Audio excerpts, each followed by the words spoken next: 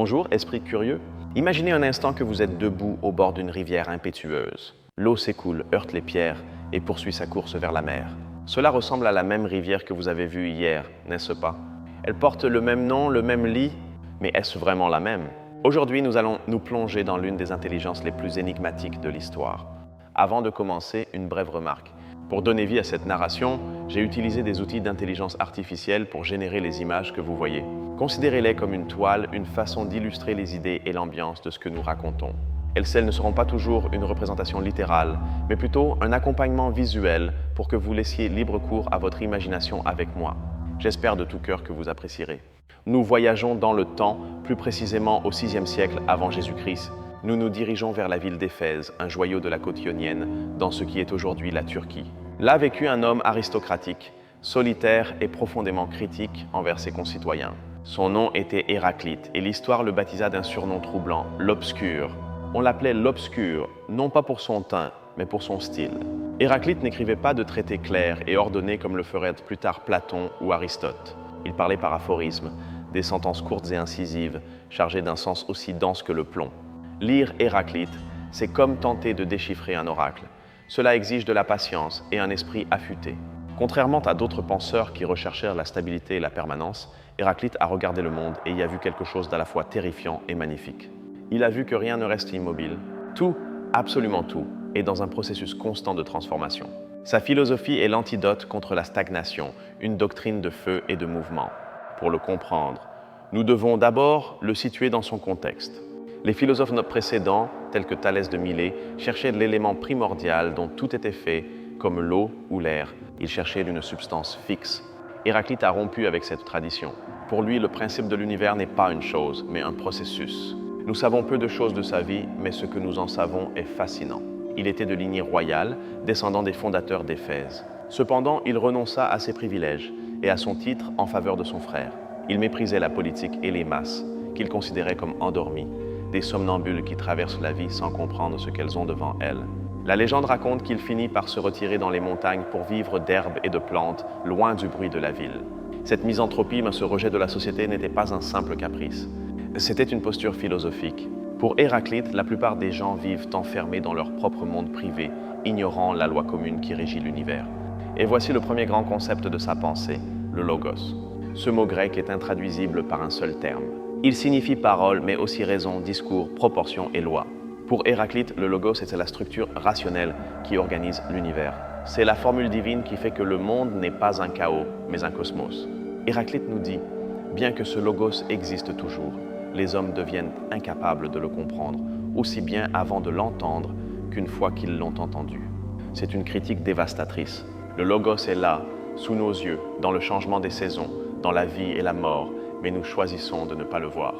Pensez au logos comme au code source de la réalité. Ce n'est pas quelque chose qu'Héraclite a inventé, mais quelque chose qu'il a découvert et essayé d'articuler. Il ne demandait pas qu'on l'écoute lui en tant que personne, mais qu'on écoute le logos. Il disait, en n'écoutant pas moi, mais le logos, il est sage d'avouer que toutes les choses sont un. Cette idée que toutes les choses sont un est cruciale. Malgré l'apparente multiplicité d'objets et d'êtres dans le monde, il y a une unité sous-jacente. Tout est connecté par cette loi rationnelle, mais cette unité n'est pas statique. C'est une unité qui se maintient grâce à la tension et au conflit. C'est une harmonie dynamique. Maintenant, abordons la métaphore la plus célèbre d'Héraclite, celle qui a survécu des millénaires, la rivière. La formule populaire dit que personne ne se baigne deux fois dans la même rivière, mais la phrase réelle est plus profonde. Elle dit « Dans les mêmes rivières, nous entrons et n'entrons pas, nous sommes et ne sommes pas ». Que signifie cette énigme? Cela signifie que la rivière se définit précisément par son changement. Si l'eau cessait de couler, elle cesserait d'être une rivière et deviendrait un lac ou un marais. L'identité de la rivière dépend du flux constant de nouvelles eaux. La permanence de la rivière est, paradoxalement, le résultat de son changement perpétuel. Mais Héraclite va plus loin. Ce n'est pas seulement la rivière qui change. Nous changeons aussi. Quand nous revenons au bord, nous ne sommes plus la même personne qui est entrée. Nos cellules ont changé, nos pensées ont muté, notre expérience a grandi. C'est pourquoi il dit « Nous sommes et ne sommes pas ». Notre identité est un flux, pas une statue. Ce concept est connu sous le nom de pantarei, ce qui signifie « tout coule ». Pour Héraclite, la stabilité est une illusion des sens. Si nous regardons quelque chose de solide, comme une montagne, cela semble éternel. Mais si nous pouvions la voir à l'échelle de temps de l'univers, nous verrions que la montagne naît, s'érode et disparaît comme une vague dans la mer. Cela nous mène à une conclusion troublante. Il n'y a pas de choses dans l'univers, il n'y a que des événements. Une chaise n'est pas un objet statique, c'est un événement de bois qui reste uni pendant un temps limité avant de se décomposer. L'univers est un verbe, pas un nom. C'est une danse incessante de transformation. Maintenant, approfondissons le fonctionnement de ce changement. Héraclite ne croyait pas que le changement était chaotique ou aléatoire. Le changement se produit par la lutte des contraires. C'est la doctrine de l'unité des opposés. Le jour et la nuit, l'hiver et l'été, la guerre et la paix, la satiété et la faim. Héraclite dit « La guerre est le père de toutes choses ». Il ne se réfère pas seulement à la guerre humaine avec des épées et des boucliers, mais au conflit cosmique, à la tension entre forces opposées. Sans cette tension, l'univers cesserait d'exister. Si la tension entre le haut et le bas était éliminée, la structure musicale disparaîtrait.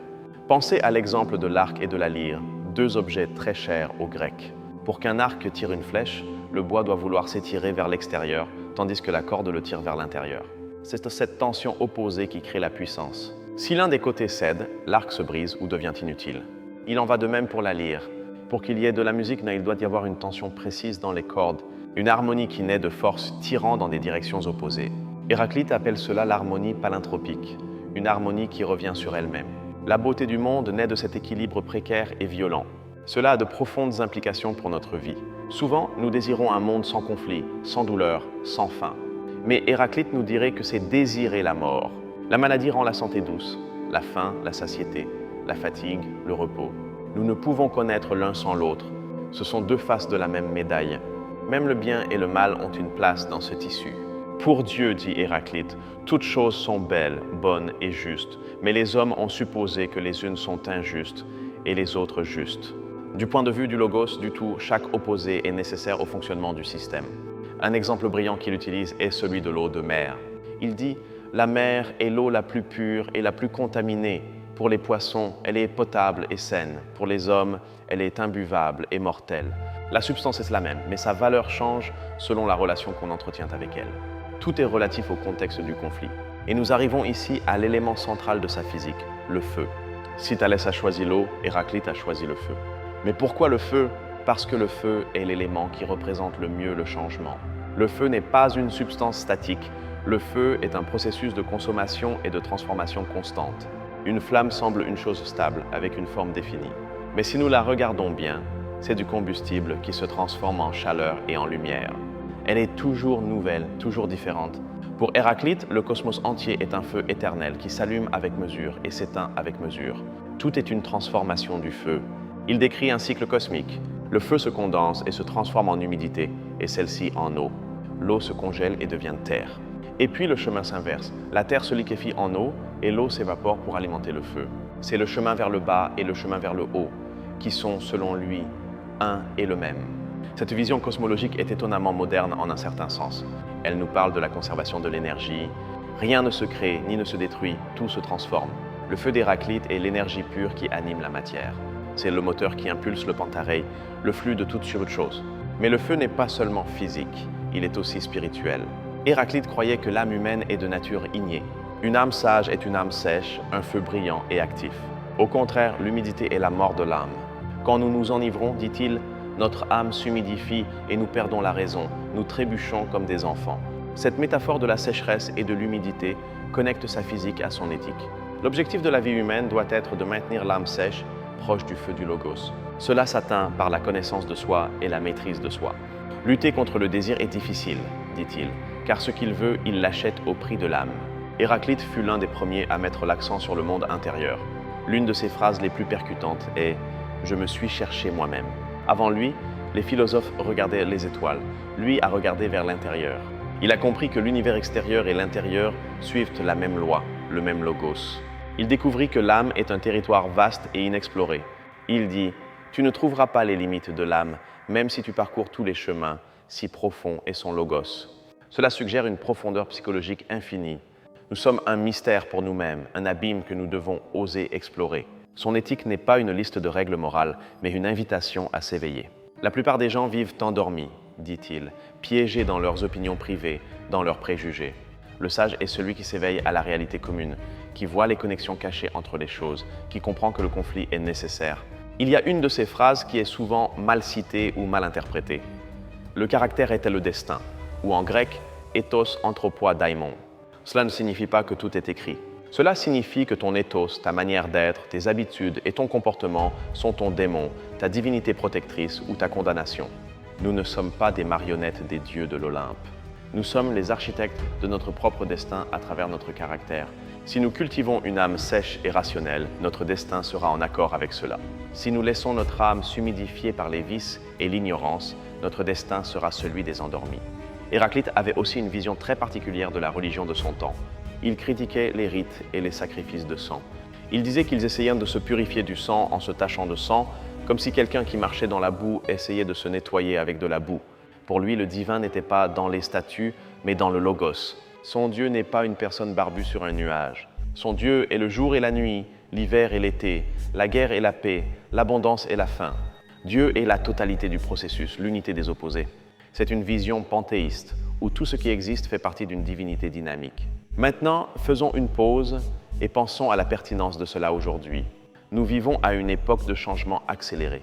La technologie, la société, le climat, tout change à une vitesse vertigineuse. Souvent, cela nous cause de l'anxiété. Nous cherchons la sécurité, nous voulons que les choses restent immobiles. Mais Héraclite nous dit, c'est impossible. La résistance au changement est une résistance à la réalité. Nous souffrons parce que nous voulons nous accrocher à des moments, à des personnes, à des états qui, par nature, doivent s'écouler. Accepter la philosophie d'Héraclite, c'est accepter l'impermanence. C'est comprendre que la seule constante est le changement et que nous devons apprendre à naviguer sur la rivière, non pas tenter de l'arrêter. Cette acceptation n'est pas une résignation passive. Souvenez-vous de l'arc et de la lyre. C'est une tension active. Nous devons participer au conflit de la vie, comprendre que les opposés sont nécessaires à notre croissance. Sans défi, pas de force, sans doute, pas de véritable connaissance. Le conflit est productif. L'influence d'Héraclite a été gigantesque. Les stoïciens ont tiré de lui l'idée du logos et du feu cosmique. Des siècles plus tard, Hegel, le grand philosophe allemand, a vu en Héraclite le père de la dialectique. Hegel a dit « Il n'y a pas de proposition d'Héraclite que je n'ai accueillie dans ma logique ». Friedrich Nietzsche, le philosophe au marteau, ressentait également une profonde affinité avec lui. Nietzsche aimait l'affirmation de la réalité d'Héraclite, son acceptation de la guerre et du devenir, et son mépris pour ceux qui cherchent des mondes idéaux et statiques. Il voyait en lui un ancêtre de sa propre philosophie tragique. Mais revenons à la rivière une dernière fois. Imaginez à nouveau ce courant. Chaque moment est nouveau. Chaque expérience est unique. Héraclite nous invite à ne rien prendre pour acquis, à regarder avec des yeux nouveaux chaque lever de soleil. Le soleil était nouveau chaque jour, disait-il. Et nous devrions l'être aussi. Son style obscur, ses fragments brisés, nous obligent à penser par nous-mêmes. Il ne nous donne pas les réponses toutes faites. Il nous lance des pierres précieuses et nous dit « taillez-les vous-même ». Il nous invite à être co-créateurs de sens. Et dans cet effort, notre âme s'allume, devient sèche et sage. La philosophie d'Héraclite est un rappel d'humilité. Elle nous rappelle que notre perception est limitée, que nous confondons souvent notre petite opinion avec la vérité universelle. Elle nous met au défi d'écouter le logos, de nous accorder au rythme du cosmos, de trouver l'harmonie cachée dans le chaos apparent. Ainsi, la prochaine fois que vous sentirez que tout s'effondre, que rien ne demeure, ne paniquez pas. Souvenez-vous d'Héraclite. L'effondrement fait partie de la construction. La fin est un début. Le feu doit consumer pour illuminer. C'est la loi du monde et lutter contre elle est inutile. Il est fascinant de penser que ces idées ont été conçues il y a 2500 ans, dans une petite ville d'Asie mineure, par un homme qui marchait probablement seul sur la plage, murmurant pour lui-même. Et pourtant, nous sommes ici, au XXIe siècle, à trouver refuge dans ces mots. Héraclite nous a enseigné que le chemin vers le haut et le chemin vers le bas sont un et le même, que dans le cercle, le début et la fin sont communs, que la vie est un jeu d'enfant, un mouvement de pièces sur un échiquier, gouverné par le temps éternel. Peut-être est-ce là l'image finale avec laquelle nous devrions rester. Le temps est un enfant qui joue au dé, de l'enfant et le royaume. L'univers est innocence et devenir, création et destruction, sans jugement moral, pure affirmation de l'existence. Et nous faisons partie de ce jeu divin. Nous avons parcouru ensemble la pensée de ce géant, du logos au feu, de la rivière à la guerre. J'espère que ce voyage a allumé une petite étincelle dans vos esprits, un feu qui vous mènera à questionner la réalité statique et à embrasser le flux de la vie. Approfondissons un peu plus un concept que nous avons laissé de côté, le cercle. Sur la circonférence, le début et la fin coïncident. Cette géométrie simple réfute l'idée d'une ligne droite de progrès infini. Pour Héraclite, Les processus naturels sont courbes, reviennent, se répètent, mais ne sont jamais identiques. Pensez aux saisons. L'hiver revient chaque année, mais ce n'est pas le même hiver que l'année dernière. C'est une répétition avec différence. Cette structure cyclique nous apporte du réconfort. Après la nuit la plus sombre, le soleil se lève toujours à nouveau. C'est une promesse écrite dans la structure même du cosmos. Il est également crucial de parler de la veille. Héraclite insiste sur le fait que nous devons être éveillés. Pour les éveillés, il y a un monde unique et commun, dit-il, tandis que chacun de ceux qui dorment se tourne vers le sien propre. Le sommeil est l'isolement, la veille est la communauté dans le logos. Ce monde commun n'est pas une démocratie d'opinion. La vérité ne se décide pas par un vote. Pour Héraclite, un vaut pour 10 000 s'il est le meilleur. C'est une vision aristocratique de la connaissance. La vérité est difficile, c'est un sommet solitaire, pas une vallée où tout le monde est à l'aise. Cependant, cette aristocratie est de l'esprit, pas du sang. Quiconque peut s'éveiller s'il fait l'effort d'écouter le logos. La porte n'est pas fermée, mais le chemin est escarpé. Il exige de laisser derrière soi le confort des illusions et d'affronter la nature brûlante de la réalité. Parlons de l'apprentissage. Héraclite méprisait la polymatie, c'est-à-dire le fait de savoir beaucoup de choses sans les comprendre. Il disait que Pythagore, malgré son vaste savoir, n'avait pas de véritable intelligence. Accumuler des données n'est pas la sagesse. La sagesse est de comprendre comment les choses se régissent à travers tout. C'est très pertinent à notre ère de l'information. Nous avons accès à toutes les données du monde, mais avons-nous plus de sagesse? Souvent, nous sommes inondés de faits, mais assoiffés de sens. Héraclite nous invite à chercher le modèle, la connexion, le principe unificateur derrière les données. Un autre fragment intrigant, la nature aime se cacher. La réalité ne révèle pas ses secrets facilement. Ce que nous voyons en surface est souvent trompeur. Nous devons creuser, investiguer, aller au-delà des apparences. La vérité est un trésor caché qui exige un chercheur actif. Et que dire de la mort? Pour Héraclite, la vie et la mort font partie du même continuum. Nous vivons la mort de nos parents et nos enfants vivent notre mort. C'est un échange constant. Dionysos, le dieu de la vie déchaînée, et Hadès, le dieu de la mort, sont le même, dit-il. Cette identité entre vie et mort nous enlève la peur. Si nous comprenons que nous sommes feu, nous savons que le feu ne meurt pas. Il ne fait que changer de forme. Notre existence individuelle peut se terminer, mais le processus dont nous faisons partie est éternel. Nous sommes des vagues dans un océan infini. Revenons à l'idée de la justice. Pour Héraclite, la justice est une lutte. S'il n'y avait pas d'opposition, il n'y aurait pas d'équilibre. La justice n'est pas que tous aient la même chose, mais que chaque force ait sa contrepartie qui la limite. Le soleil ne franchira pas ses limites, sinon les Érénies, aides de la justice, le découvriront. Cela signifie qu'il y a des limites naturelles qui ne peuvent être transgressées sans conséquence. C'est un avertissement écologique précoce. Si nous rompons l'équilibre de la nature, si nous poussons trop loin dans une direction, la nature répondra avec violence pour restaurer l'équilibre. Héraclite est aussi le philosophe des sens, mais avec prudence. Les yeux et les oreilles sont de mauvais témoins pour les hommes qui ont des âmes barbares. Les sens nous donnent l'information brute, mais c'est l'esprit, le logos, qui doit interpréter cette information correctement. Une âme barbare est celle qui ne comprend pas le langage de la raison. C'est comme entendre une langue étrangère et n'écouter que du bruit. Pour comprendre le monde, nous devons affiner notre âme, éduquer notre perception, apprendre le langage de l'univers. Il ne suffit pas de voir, il faut regarder. Il y a une anecdote célèbre sur Héraclite. Des visiteurs sont allés le voir et l'ont trouvé en train de se réchauffer près d'un four à pain. Ils se sont arrêtés, honteux de voir le grand sage dans une situation si quotidienne. Il leur a dit « Entrez, car ici aussi se trouvaient les dieux ». Cette phrase est magnifique. Elle signifie que le divin ne se trouve pas seulement dans les grands temples ou dans les cieux lointains. Il est dans la cuisine, dans la chaleur du feu, dans le quotidien. Tout lieu où la transformation se produit, où le feu agit, est un lieu sacré. La philosophie descend du ciel à la terre. Imaginez vivre avec cette conscience. Voir les dieux dans la circulation, au bureau, dans la préparation du dîner. Voir le logos opérer dans chaque petite interaction. Cela changerait radicalement notre façon d'être au monde. Nous cesserions de chercher des miracles à l'extérieur et verrions le miracle de l'ordinaire. Héraclite nous met au défi d'être éveillés dans un monde d'endormis, d'être feu dans un monde qui tend vers la cendre, d'embrasser le conflit dans un monde qui cherche l'anesthésie. C'est un appel à la vitalité, à la force, à la lucidité radicale. Ce n'est pas une philosophie facile. Elle n'offre pas de consolation à bon marché. Elle ne nous dit pas que tout ira bien à la fin. Elle nous dit que tout changera et que dans ce changement résident la beauté et la vérité. C'est une philosophie pour les braves, pour ceux qui sont prêts à regarder le soleil en face. À la fin de sa vie, on dit qu'Héraclite déposa son livre dans le temple d'Artémis, comme une offrande sacrée.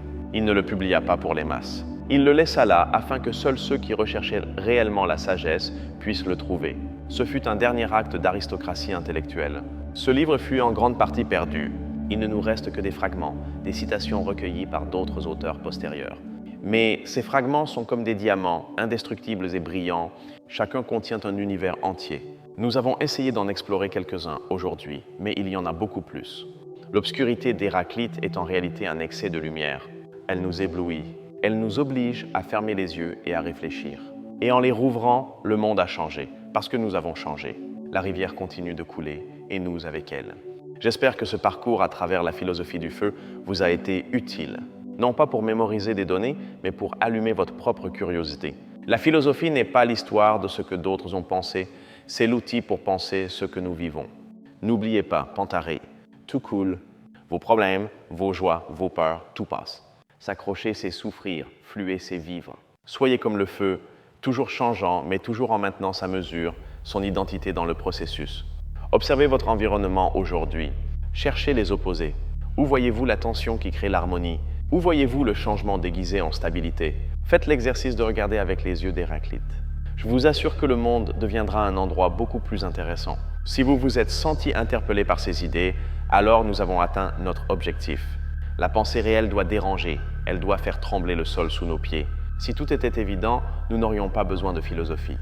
Nous avons besoin d'Héraclite pour nous rappeler le mystère.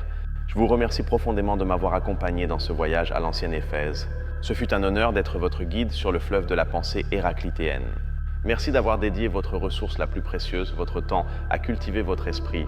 Si cette vidéo vous a fait réfléchir, si vous avez apprécié ce format d'essai profond, veuillez envisager de vous abonner à la chaîne. C'est la meilleure façon de soutenir ce contenu et d'assurer que nous continuions à faire revivre les grands penseurs. Laissez-moi un commentaire ci-dessous. Quelle idée d'Héraclite vous a le plus marqué? La rivière qui change? Le feu? La guerre comme père de tout? J'adorerais lire vos réflexions et débattre avec vous. N'oubliez pas, le débat est aussi une forme de conflit qui génère de la lumière. On se retrouve dans la prochaine vidéo où nous continuerons d'explorer les recoins les plus fascinants de l'histoire des idées. D'ici là, gardez l'âme sèche et les yeux bien ouverts. Au revoir.